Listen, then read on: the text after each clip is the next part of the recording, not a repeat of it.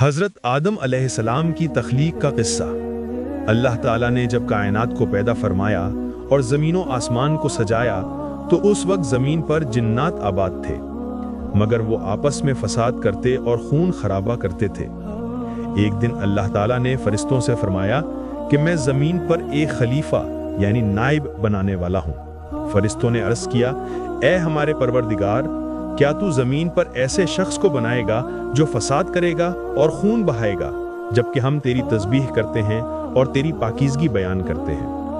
اللہ تعالیٰ نے فرمایا، جو کچھ میں جانتا ہوں وہ تم نہیں جانتے۔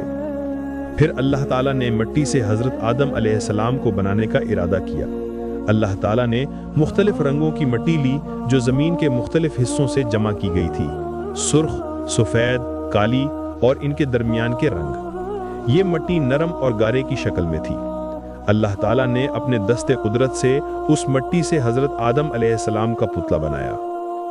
یہ پتلا 40 سال تک ویسے ہی پڑا رہا۔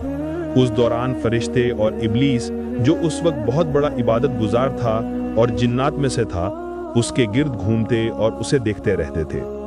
ابلیس نے جب پتلے کو اندر سے خالی دیکھا تو اس کے دل میں غرور اور حسد پیدا ہوا، اور اس نے کہا کہ اگر مجھے اس پر مسلط کیا گیا تو میں اسے ضرور ہلاک کروں گا۔ جب وقت مقرر آیا تو اللہ تعالیٰ نے اس بے جان پتلے میں اپنی روح پھونکی۔ روح کے داخل ہوتے ہی حضرت آدم علیہ السلام زندہ ہو اٹھے اور چھینک آئی۔ انہوں نے الحمدللہ کہا اور اللہ تعالیٰ نے جواب میں یرحمک اللہ فرمایا۔ اللہ تعالیٰ نے حضرت آدم علیہ السلام کو تمام چیزوں کے نام سکھا دیے، یعنی انہیں کائنات کی ہر شے کا علم عطا فرمایا۔ پھر اللہ تعالیٰ نے ان تمام چیزوں کو فرشتوں کے سامنے پیش کیا اور فرمایا کہ اگر تم سچے ہو تو مجھے ان چیزوں کے نام بتاؤ۔ فرشتوں نے عرض کیا، ہمیں تو بس اتنا ہی علم ہے جتنا تو نے ہمیں سکھایا ہے، تو ہر عیب سے پاک ہے، تو ہی جاننے والا، حکمت والا ہے۔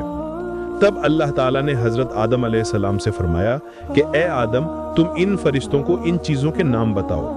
جب حضرت آدم علیہ السلام نے تمام چیزوں کے نام بتائے تو اللہ تعالیٰ نے فرشتوں سے فرمایا کہ کیا میں نے تم سے نہیں کہا تھا کہ میں آسمانوں اور زمین کے تمام پوشیدہ راز جانتا ہوں، اور میں جانتا ہوں جو تم ظاہر کرتے ہو اور جو تم چھپاتے ہو؟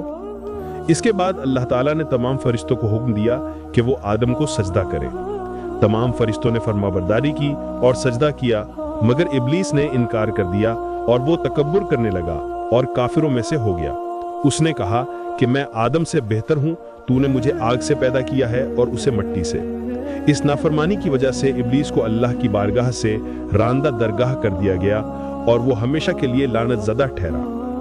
یوں حضرت آدم علیہ السلام کی تخلیق ہوئی اور وہ زمین پر اللہ کے پہلے خلیفہ اور تمام انسانیت کے جد امجد بنے۔